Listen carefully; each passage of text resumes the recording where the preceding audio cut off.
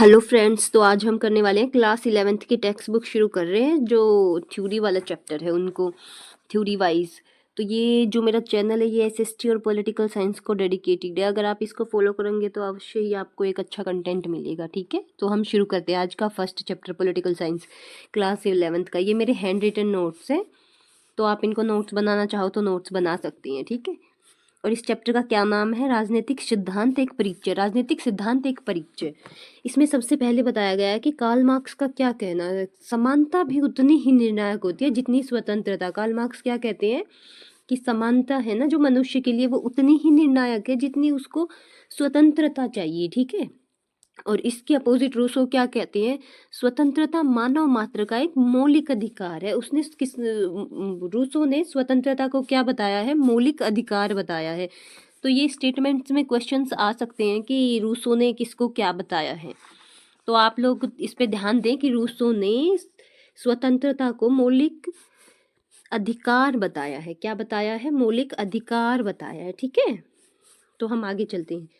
और इसी के साथ हमें याद रखना होगा प्लेटो की बुक कौन सी है? प्लेटो की बुक है द रिपब्लिक। कौन सी? The Republic. ठीक है, राजनीतिक सिद्धांत हमें न्याय या समानता के बारे में सुव्यवस्थित सोच से अवगत कराते हैं। कौन सी सोच से अवगत कराते हैं? सुव्यवस्थित, जो एक निश्चित ढंग से लिखी गई हो ताकि हम अपने विचारों को परिष्कृत कर सके और सार्वजनिक हित में सुविज्ञ तरीके से उस पर क्या कर सके? डिस्कशन कर सके, तर्क वितर्क कर सके। क्या कर सके? डिस्कशन कर सके। ठीक है, इसी तरह भारत सरकार एक्ट 1935 के द्वारा प्रांतों को स्वायत्तता प्रदान की गई। क्या प्रदान की गई? प्रांतों को स्वायत्तता प्रदान की गई। ठीक है, भारतीय संविधान के आर्टिकल 1 में क्या लिखा गया है?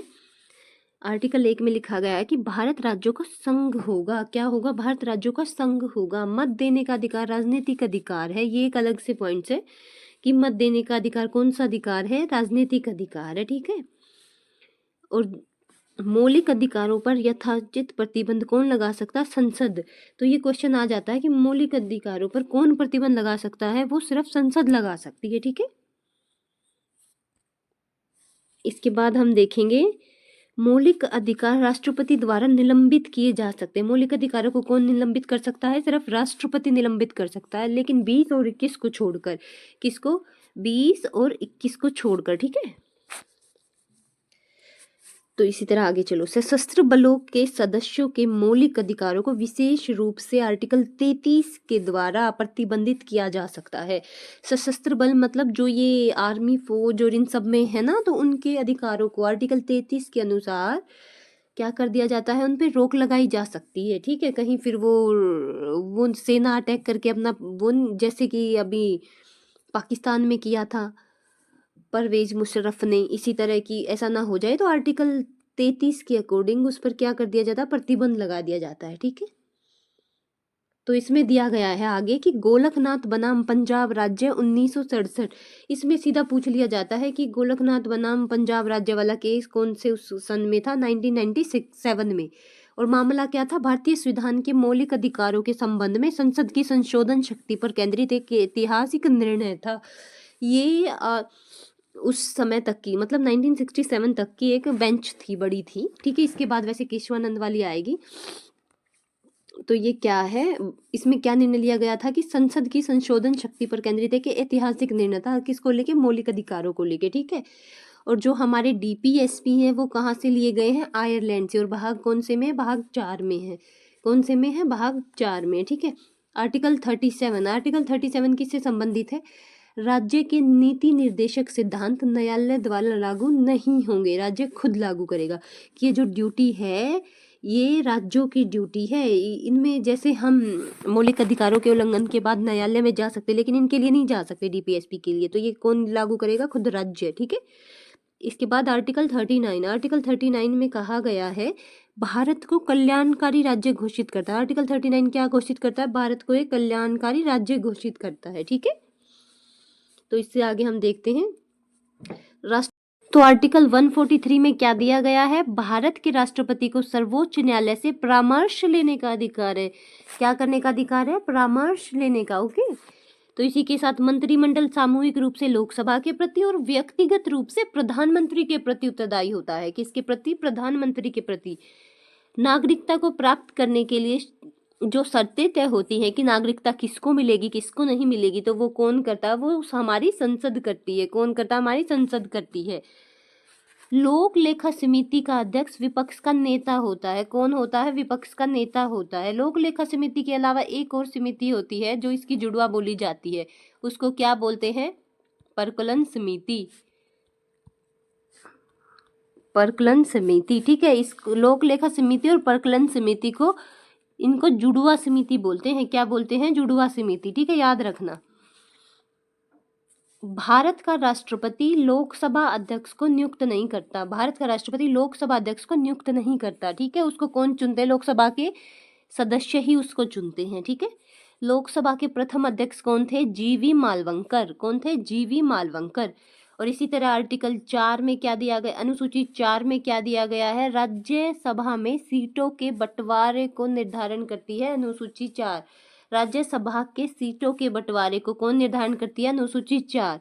इसी तरह आर्टिकल 249 में संसद को राज्य सूची के विषयों पर कानून बनाने का अधिकार है। इसको, संसद को राज्य सूची के विषयों पर कानून बनाने का अधिकार आर्टिकल 249 के अकॉर्डिंग है। लोकसभा सेशन आयोजित करने के लिए गणपूर्ति कोरम 1/10 होना चाहिए। कितना होना चाहिए? 1/10, ठीक है। संविधान की व्याख्या कौन कर सकता है? न्यायपालिका करती है। संविधान की व्याख्या कौन करती है? न्यायपालिका करती है। उच्च न्यायालय के न्यायाधीशों की पेंशन भारत की संचित निधि से दी जाती है। किससे दी जाती है? भारत की संचित निधि से। और मैंने क्या बताया था? भारत की आकस्मिक निधि का संरक्षक कौन होता है? राष्ट्रपति होता है। कौन होता है? राष्ट्रपति, ठीक है। आकस्मिक निधि का संरक्षक, ठीक है। क्षेत्रफल की दृष्टि से लद्दाख संसदीय चुनाव क्षेत्र का सबसे बड़ा चुनावी क्षेत्र है। क्या है? सबसे बड़ा चुनावी क्षेत्र है। प्रधानमंत्री, मुख्यमंत्री के कार्य 167 आर्टिकल 167 आर्टिकल में दिए गए हैं, ठीक है। अल्पसंख्यकों के लिए राष्ट्रपति आयोग 1992 में बना था। अल्पसंख्यकों के लिए राष्ट्रपति आयोग 1992 में बना था। भारत में आधारित लोकतंत्र पंचायती राज सुनिश्चित करता है। क्या सुनिश्चित करता है? पंचायती राज, ठीक है। आर्टिकल 40 में क्या दिया गया है? राज्य सरकारों को ग्राम पंचायतों के गठन का निर्देश देती है। ये तो अक्सर पूछा जाता है, ठीक है। इसको तो लर्न ही करना कि ये राज्य सरकारों में ग्राम पंचायतों का गठन कौन से आर्टिकल से? आर्टिकल 40 से, ठीक है। और आर्टिकल 169 से राज्य विधान परिषद बनाए या समाप्ति की जाती है। राज्य विधान परिषद बनाई या क्या? समाप्त की जाती है। क्या की जाती है? बनाई या समाप्त की जाती है। किसके अकॉर्डिंग? 169 के अकॉर्डिंग, ठीक है। मनुष्य एक सामाजिक प्राणी है। ये किसका कोट है? मनुष्य एक सामाजिक प्राणी है। किसका कोट है? अरस्तु ने बोला है, ठीक है। अच्छा नागरिक अच्छा राज्य व बुरा नागरिक बुरा राज्य बनाता है। ये कोट किसका है? ये है प्लेटो का। अच्छा नागरिक अच्छा और बुरा नागरिक बुरा राज्य बनाता है, ये प्लेटो ने बोला था। मुक्ति सामान्य इच्छा शक्ति का पालन करने में है। रूसो के कॉन्ट्रैक्ट, किसमें? सोशल कॉन्ट्रैक्ट में जर्नल विल की बात की गई है। किसकी? जर्नल विल की बात की गई है, ठीक है। वेतन एवं भत्ते अनुसूची 2 में दिए गए हैं। किसमें? वेतन और भत्ते अनुसूची 2 में।